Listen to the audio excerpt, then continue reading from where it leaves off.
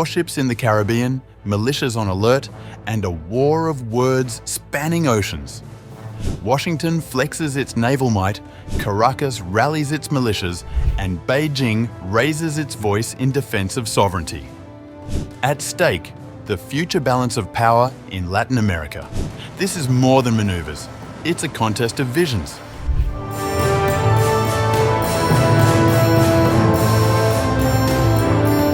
Beijing has sharply criticized Washington's decision to send warships toward Venezuela, warning against foreign interference and urging the United States to respect international norms.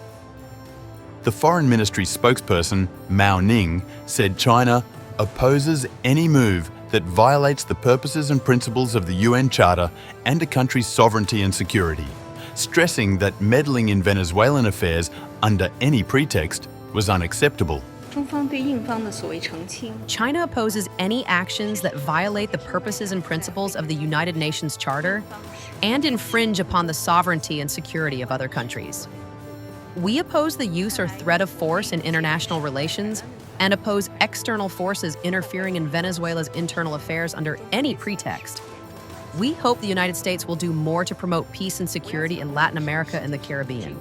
The backdrop to these remarks was Washington's confirmation, reported by Reuters on August 20th, that it had deployed 3 guided missile destroyers along with an amphibious squadron carrying around 4,000 Marines to the southern Caribbean.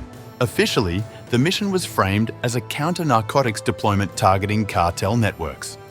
Yet the Pentagon's messaging made clear the show of force was also about readiness to apply American power in the region.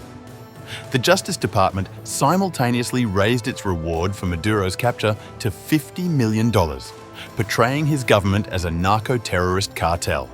Venezuela's President Nicolás Maduro condemned the US military deployment in the Caribbean as a threat to regional peace and a violation of international law.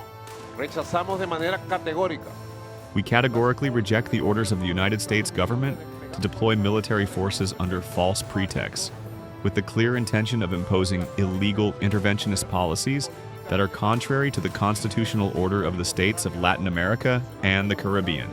We denounce to the world that the U.S. military deployment in the Caribbean waters, disguised as anti-drug operations, represents a threat to the peace and stability of the region and constitutes a flagrant violation of international law and the United Nations Charter, which enshrines respect for sovereignty, the equality of states, and the self-determination of peoples. United Nations chief, according to his spokesperson Daniela Gross de Almeida, urged the United States and Venezuela to de-escalate tensions. The Secretary General is closely following ongoing developments in the Caribbean concerning relations between Venezuela and the United States, and he urges both governments to de-escalate tensions, exercise restraint, and solve their differences through peaceful means. Regional reactions diverged. Some urged dialogue to avert grave consequences, while others backed Washington's anti-crime rationale. Yet, the deployment of Aegis destroyers and Marines highlights US resolve near Venezuela.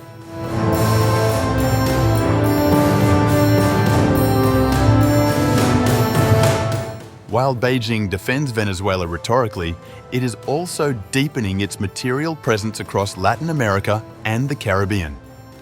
China's footprint has grown dramatically over the past 2 decades, extending from trade and lending to security and space cooperation.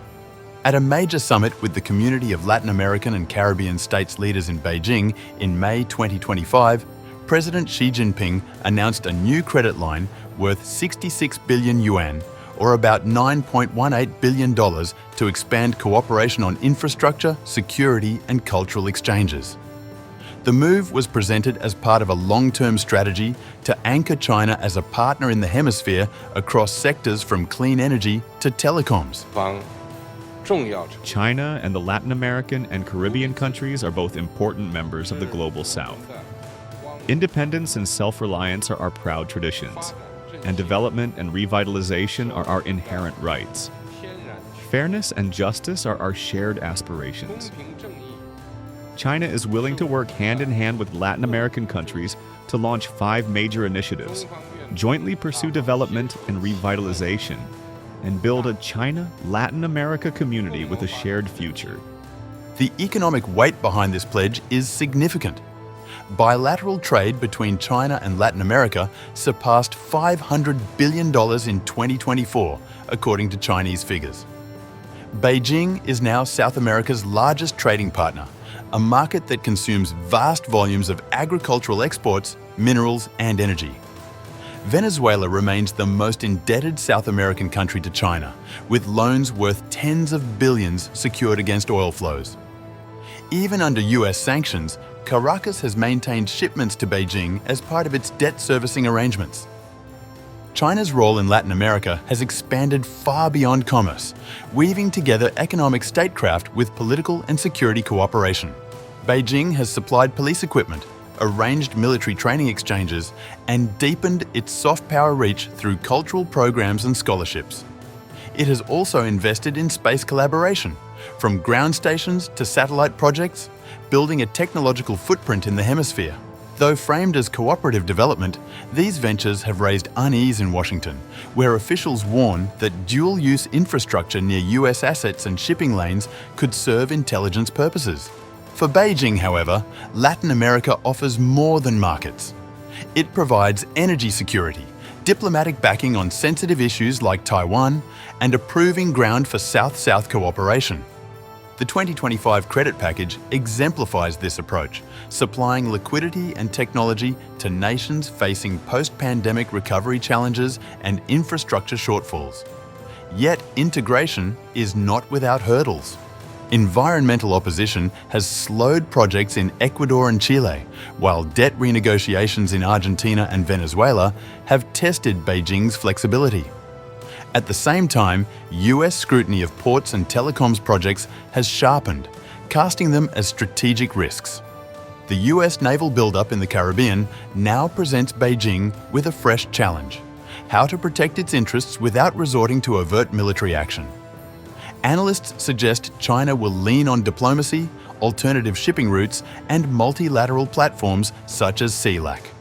Should Washington sustain its maritime pressure, Beijing may quietly scale back exposure in Venezuela while reinforcing trade and credit ties elsewhere in the region. Ultimately, the contest around Venezuela illustrates two diverging strategies: Washington's reliance on military projection and sanctions versus Beijing's emphasis on sovereignty, finance, and long-term partnerships. For Latin American nations, this competition promises both opportunities and perils: greater access to Chinese capital and technology, but deeper entanglement in global rivalries.